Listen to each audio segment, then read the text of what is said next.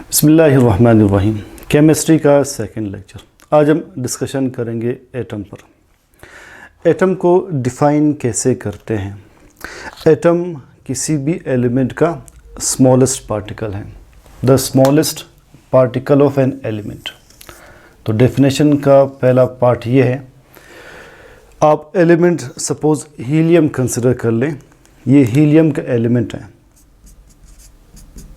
Element ہم نے define کیا تھا وہ سبسٹینس ہے کہ جس میں سارے ایٹمز کیمیکلی آئیڈینٹیکل ہوں، تو یہ ہے ہیلیم۔ اس ہیلیم میں اسمالسٹ پارٹیکل، کوئی ایک پارٹیکل آپ سلیکٹ کر لیں، یہ بن جائے گا ایٹم۔ ہائیڈروجن ایک ایلیمنٹ ہے، it is hydrogen. Smallest particle atom بن جائے گا۔ I hope it is visible, right? سو اگلے پارٹ جسے ہم نے ایلیبوریٹ کرنا ہے وہ یہ ہے ڈیفینیشن میں، دیٹ مے اور مے ناٹ ایگزسٹ انڈیپینڈنٹلی، وچ مے اور مے ناٹ۔ ہم نے مے کو بھی ایکسپلین کرنا ہے، مے ناٹ کو بھی ایکسپلین کرنا ہے۔ اگر آپ ہیلیم کا کیس لیتے ہیں، ہیلیم وہ ایٹم ہے جو اپنے اسی ایٹامک سٹیٹ میں سٹیبل رہ سکتا ہے، یہ ایز اٹ از ایگزسٹ کر سکتا ہے۔ It does not need to form molecule, نہ یہ مالیکیول بناتا ہے نہ یہ کمپاؤنڈز بناتا ہے۔ مگر اگر ہم ہائیڈروجن کو ایز اٹ از رہنے دیں گے، یہ ایگزسٹ نہیں کر سکتا، یہ امیڈیٹلی کسی اور ہائیڈروجن کے ساتھ ریئیکٹ کر کے H2 بنا دے گا، یہ مالیکولر سٹیٹ میں ہی ایگزسٹ کر سکتا ہے۔ تو کون سے ایٹمز انڈیپینڈنٹلی رہ سکتے؟ صرف گروپ 8A کے ایلیمنٹس، جنہیں ہم کہتے ہیں نوبل گیسز۔ لسٹ میں کون کون سے ایلیمنٹس ہیں؟ Helium, neon, argon, کرپٹون and Xenon, انہیں کہتے ہیں نوبل گیسز۔ یہ مولیکیولز نہیں بناتے۔ آگے ہم ایک ٹاپک میں پروف کریں گے کہ helium plus helium to form He2, this does not occur, this does not exist، یہ possible ہی نہیں ہے۔ یہ molecules کیوں نہیں بناتے؟ اس لیے کہ یہ نوبل ہیں۔ What makes them noble؟ ان سب کے outer most shells complete ہے۔ یہ ہم کہتے ہیں کہ ان کا الیکٹرانک کنفیگریشن سٹیبل ہے، تو انہیں molecule بنانے کی یا compound بنانے کی ضرورت نہیں ہے۔ مگر ایک ایکسیپشن بک میں لکھی ہے کہ زینون جو ہے یہ کمپاؤنڈز بناتا ہے، کیونکہ ڈاؤن دا گروپ سائز بڑھتا جاتا ہے، اس کا سائز سب سے زیادہ ہوگا، اس کا الیکٹران نیوکلیس سے زیادہ دور ہوگا، تو یہ دو کمپاؤنڈز شو کرتا ہے۔ ایک زینون فلورین کے ساتھ ZeF2 بناتا ہے، زینون آکسیجن کے ساتھ ZeO3 بناتا ہے۔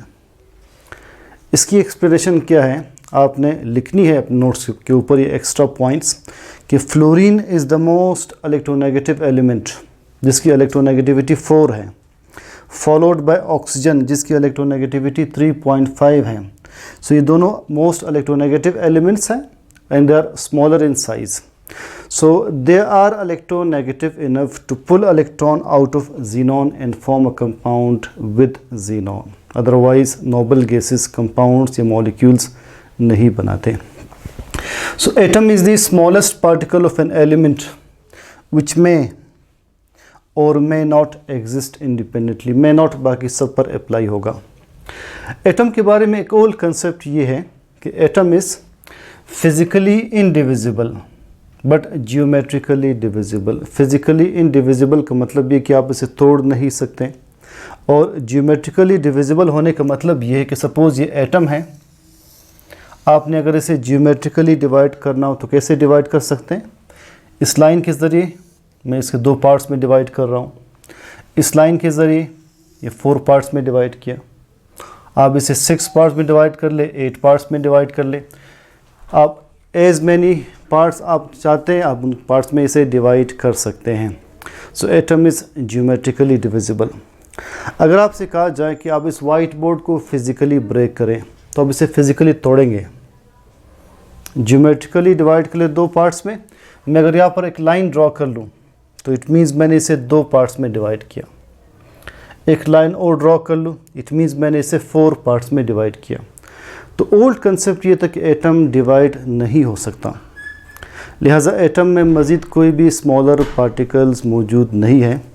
मगर डाल्टन ने 1808 में, बाज़ बुक्स में 1805 की डेट भी लिखी, तो 1808 में उन्होंने एक थ्योरी प्रेजेंट की, that is Dalton's atomic theory.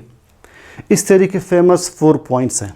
Dalton ने कहा, नंबर 1, एक एलिमेंट में तमाम एटम्स केमिकली आइडेंटिकल होंगे, एलिमेंट को डिफ़ाइन किया। सेकंड पॉइंट, डाल्टन ने यह कहा कि एक ही एलिमेंट के जितने एटम्स होंगे, लाइक हाइड्रोजन,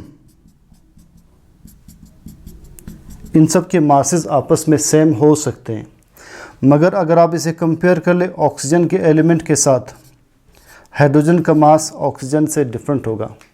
तो सेम एलिमेंट के एटम्स का मास सेम होगा, डिफरेंट एलिमेंट्स के एटम्स का मास डेफिनेटली डिफरेंट होगा। थर्ड, डाल्टन ने कंपाउंड को डिफ़ाइन किया, एज वी हैव डिस्कस्ड, कि कंपाउंड में एटम्स डिफरेंट एलिमेंट्स के होते हैं और उनमें एक फिक्स्ड रेशो होती है, एक फिक्स्ड प्रोपोर्शन में वो होते हैं। लाइक HCl में एक फिक्स्ड रेशो क्या है, 1:1 रेशो, H2O में 2:1 रेशो। सो डाल्टन ने एलिमेंट डिफ़ाइन किया। सेकंड पॉइंट बताया कि डिफरेंट एलिमेंट्स के एटम्स का मास डिफरेंट होगा। थर्ड क्या बताया कि किसी भी कंपाउंड में एटम्स डिफरेंट एलिमेंट के होंगे और उनके दरमियान रेशो फिक्स्ड होगी। फोर्थ पॉइंट, जिसे कुछ हमने एलिबोरेट करना है, डाल्टन ने कहा कि केमिकल रिएक्शन 3 तरह से पॉसिबल हैं।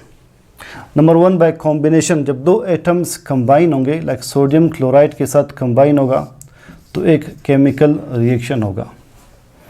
नंबर 2, बाय सेपरेशन, जब ये 2 अलग होंगे, सोडियम क्लोराइड अलग होंगे, अगेन केमिकल रिएक्शन होगा।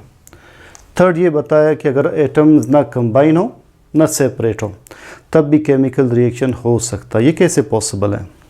अब देखिए जो स्ट्रक्चर है, it is ethyl alcohol, it is ethyl alcohol. कितने कार्बन्स हैं? 2। कितने हाइड्रोजन्स हैं? 6। तो फॉर्मूला क्या होगा? C2H6O। एक केमिकल रिएक्शन में ये इथाइल एल्कोहल कन्वर्ट होता है एक ऐसे कंपाउंड में कि जिसका मॉलिक्यूलर फार्मूला बिल्कुल इथाइल एल्कोहल की तरह है, methyl ether, it is di methyl ether. Molecular formula क्या है? C2H6O, C2H6O।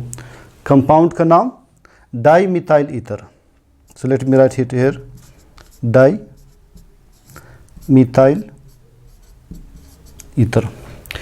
तो जिस रिएक्शन में ethyl alcohol di methyl ether में कन्वर्ट हो रहा है, इस रिएक्शन में ना एटम्स सेपरेट हो रहे हैं, आप देख सकते हैं, ना एटम्स कंबाइन हो रहे हैं, सिर्फ उनकी अरेंजमेंट में फ़र्क आ रहा है। अरेंजमेंट आगे पीछे हो रही है, ऑक्सीजन वहाँ से सेंटर में आ रहा है।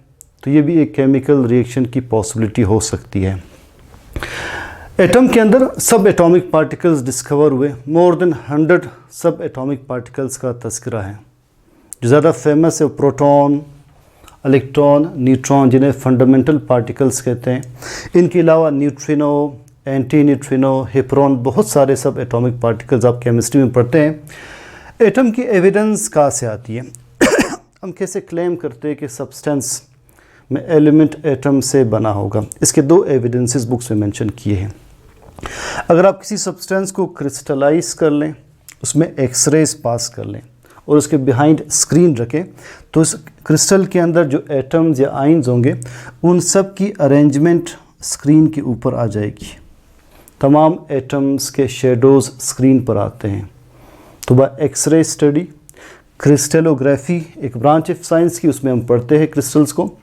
क्रिस्टल्स के एटम्स और आयंस की अरेंजमेंट स्क्रीन पर आ जाती है, जिससे हमें एविडेंस मिलती है कि सारे सब्सटेंसेस एटम्स या आयंस से बने हैं। नंबर 2, इलेक्ट्रॉन माइक्रोस्कोप के ज़रिए एटम्स को विजुअलाइज किया जा सकता है। ये कैसे फंक्शन करता है? How it is different from optical microscope, ये आप सेकेंड ईयर फिजिक्स में पढ़ेंगे। एटम का साइज़, एटम का साइज़ किस तरह से हम इलस्ट्रेट कर सकते हैं? It is very small. तो डिफरेंट इलस्ट्रेशंस इस तरह से बुक्स में दी हैं कि अगर आप एटम का डायमीटर लिखना चाहें, it is equal to 2 × 10⁻⁻10 metre, या हम इसे लिखते हैं 0.2 नैनोमीटर। एटम का डायमीटर ये है। और एक और इलस्ट्रेशन ये दी है कि जब हम सांस लेते हैं, हर सांस के साथ 10⁻5 मिलियन एटम्स हम इनहेल करते हैं हर सांस के साथ। और अगर आप एक फुल स्टॉप ड्रॉ करते हैं, फुल स्टॉप, तो इस एक फुल स्टॉप में 2 मिलियन एटम्स एडजस्ट हो सकते हैं। कितने? 2 मिलियन एटम्स एक फुल स्टॉप में आ सकते हैं। तो एटम का डायमीटर 0.2 नैनोमीटर, एक फुल स्टॉप में 2 मिलियन एटम्स यानी 20 लाख एटम्स आ सकते हैं। With every breath you are inhaling 10⁻5 million atoms. Atom का मास क्या होगा? एटम का मास बुक में लिखा है 10⁻27 kg to 10⁻25 kg। और अगर आप इसे एटॉमिक मास यूनिट के लिहाज से एक्सप्लेन करें, जिस पर अलग से हम डिस्कस करेंगे, तो 1 एटॉमिक मास यूनिट जो कि हाइड्रोजन का मास है, 1 एटॉमिक मास यूनिट हाइड्रोजन का मास है, जहाँ से मास स्टार्ट हो रहा है। हाइड्रोजन वो एटम है जिसके न्यूक्लियस में एक प्रोटॉन है। हाइड्रोजन का मास नंबर 1 है, उसी के मास को 1 एटॉमिक मास यूनिट लिखते हैं, and that is taken to be 1.66 × 10⁻27 kg।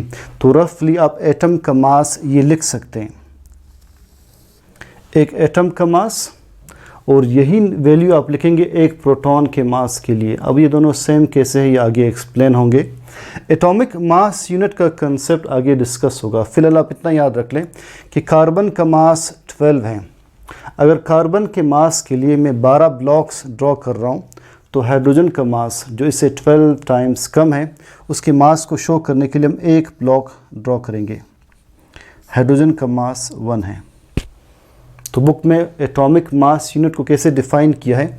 Carbon के मास का 12वां हिस्सा, the 1/12 of mass of carbon 12 is known as 1 atomic mass unit. तो हाइड्रोजन का मास 1 एटॉमिक मास यूनिट लिया जाता है। किलोग्राम में इसकी वैल्यू क्या है? 1.66 × 10⁻27 किलोग्राम। बहरहाल ये पॉइंट आगे के नेक्स्ट टॉपिक में ज़्यादा डिटेल में डिस्कस होगा। तो नेक्स्ट लेक्चर में इंशाल्लाह हम डिस्कस करेंगे कि what is molecule, what is ion, molecule, compound, atom में सिमिलरिटीज़ क्या है, डिफरेंसेस क्या है। Take care, see you soon इंशाल्लाह। अल्लाह हाफिज़।